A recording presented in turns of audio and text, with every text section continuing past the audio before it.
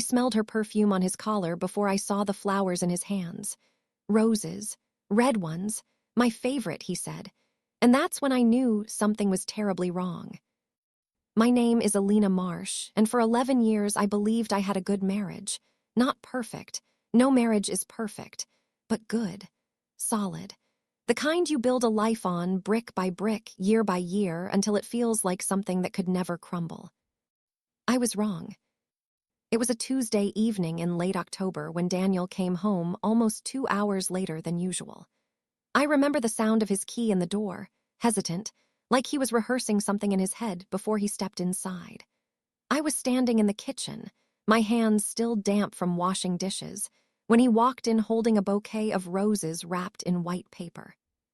"These are for you," he said, and he smiled, but it wasn't his smile. Not the one I fell in love with. This one didn't reach his eyes. "What's the occasion?" I asked, drying my hands slowly on the towel, watching him. Do I need an occasion to bring my wife flowers? I wanted to believe him. God, I wanted to believe him so badly. But there was something underneath his words, something hollow, like a house with a beautiful front door and nothing behind it but empty rooms. I took the flowers. I even thanked him. And I told myself I was imagining things, that 11 years of marriage had made me paranoid, that maybe I'd been reading too many of those sad stories online about husbands who stray, and now I was seeing shadows where there weren't any.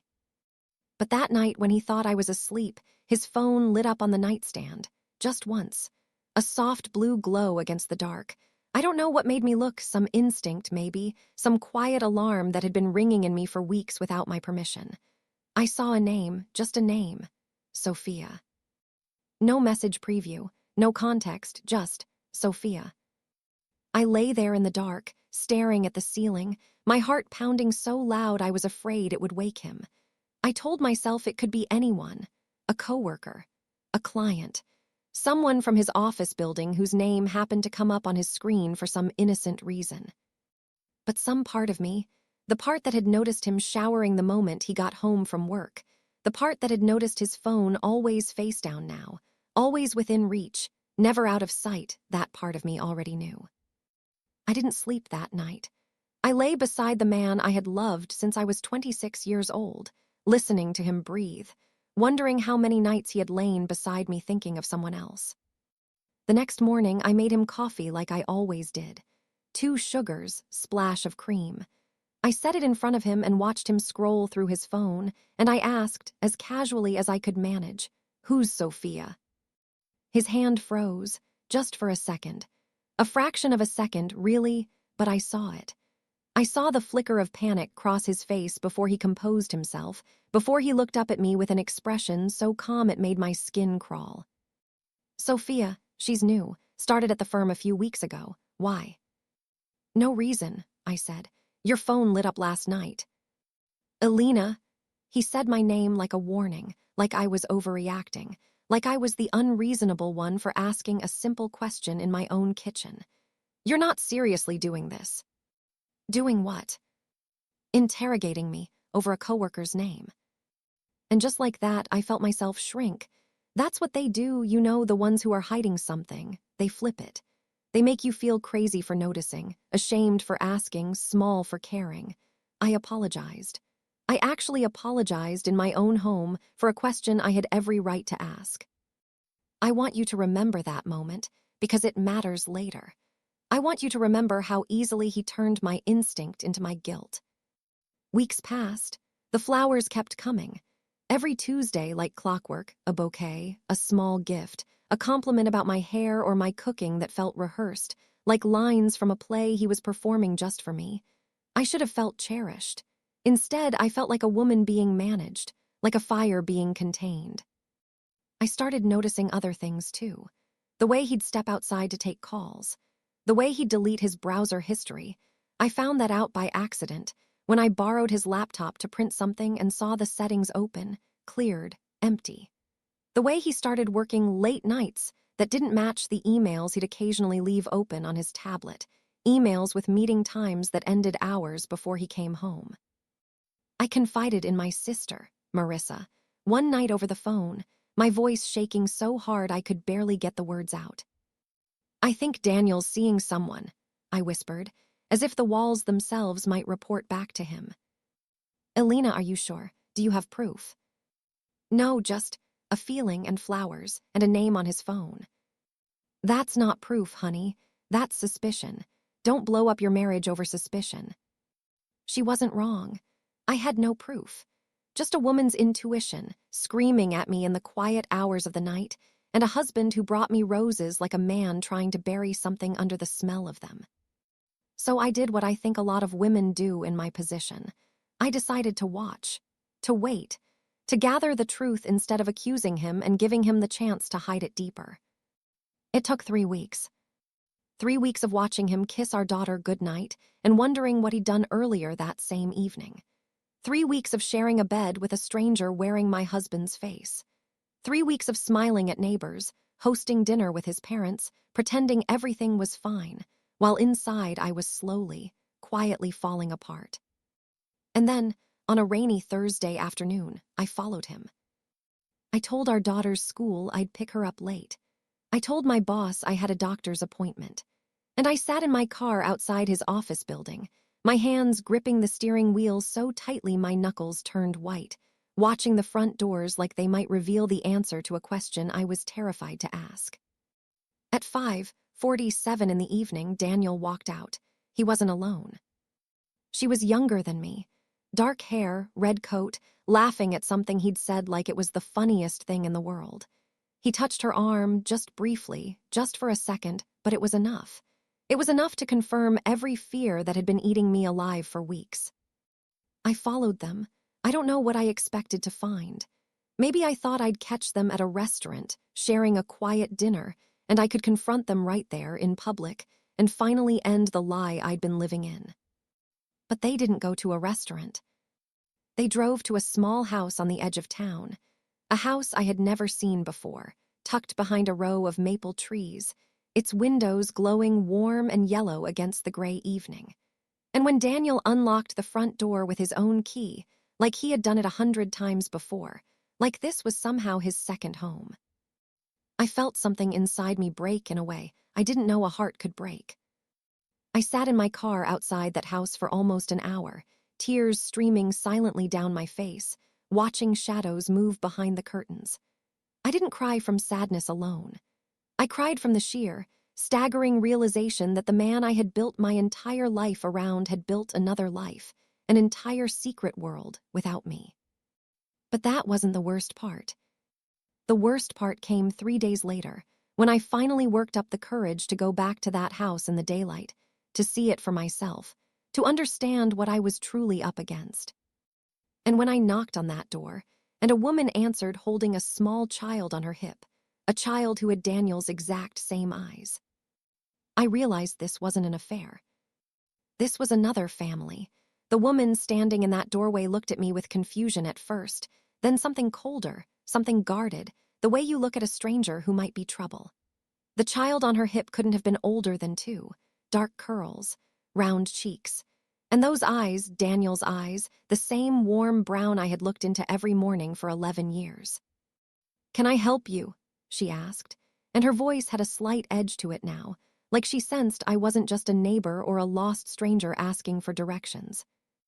"I'm sorry," I said, and my voice came out steadier than I felt, steadier than I had any right to feel with my whole world quietly detonating in front of me.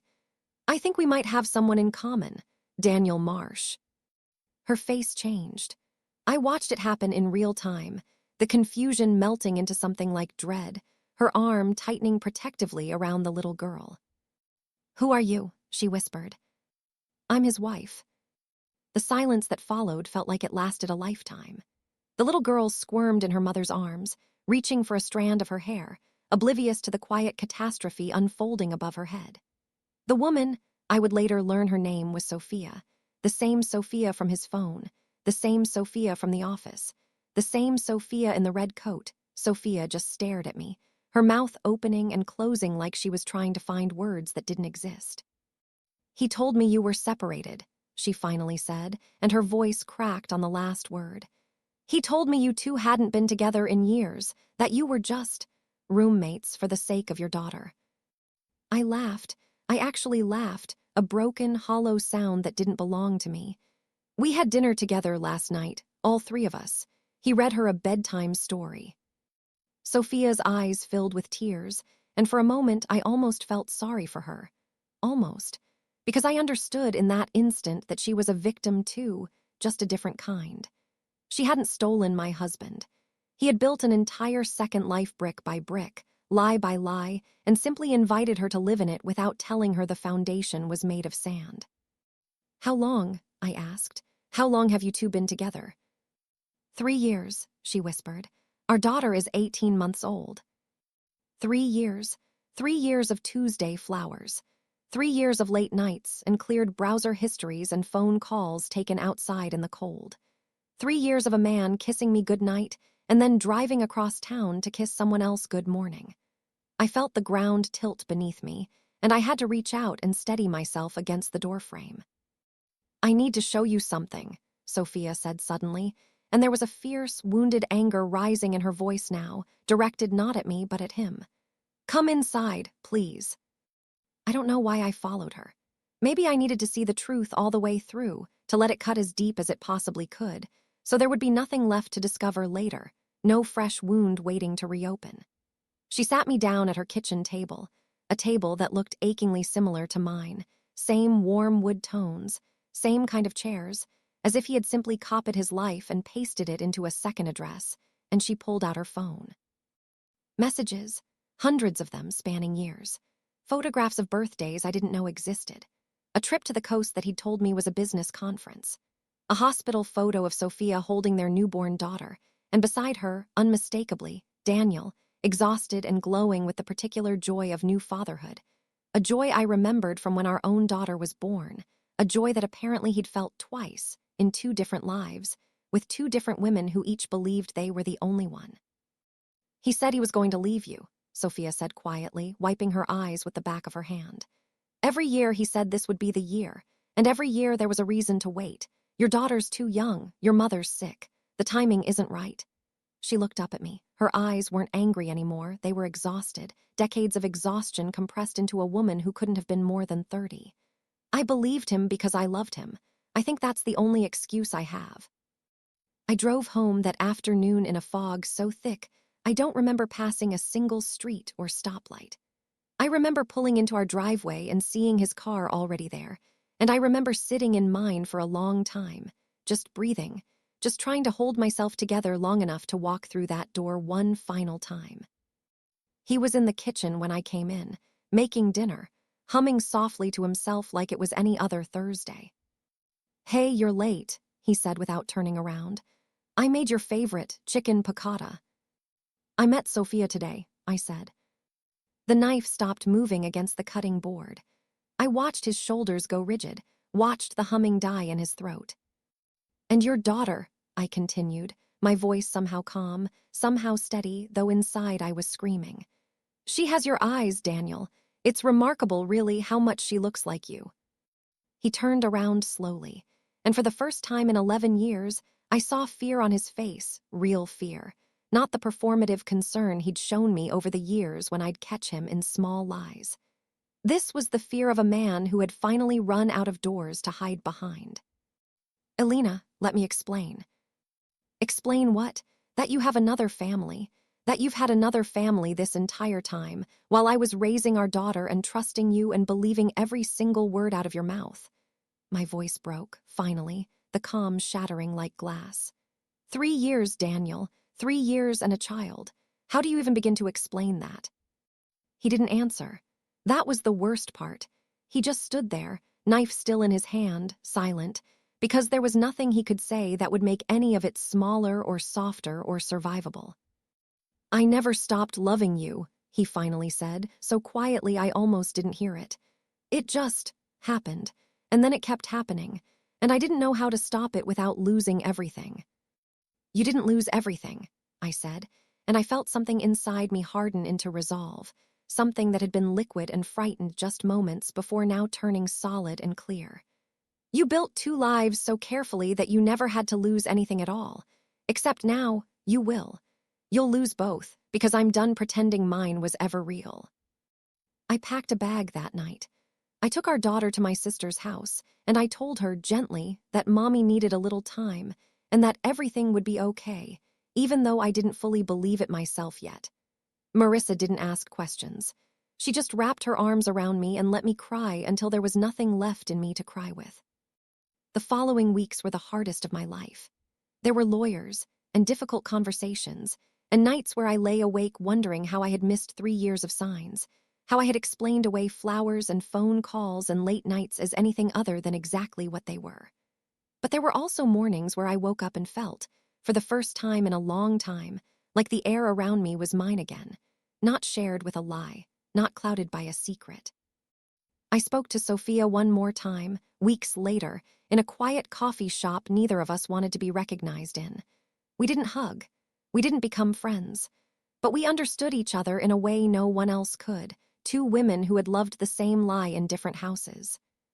"What are you going to do?" she asked me. "Build something real," I said. "For my daughter and for myself, I don't know what that looks like yet, but it will be honest.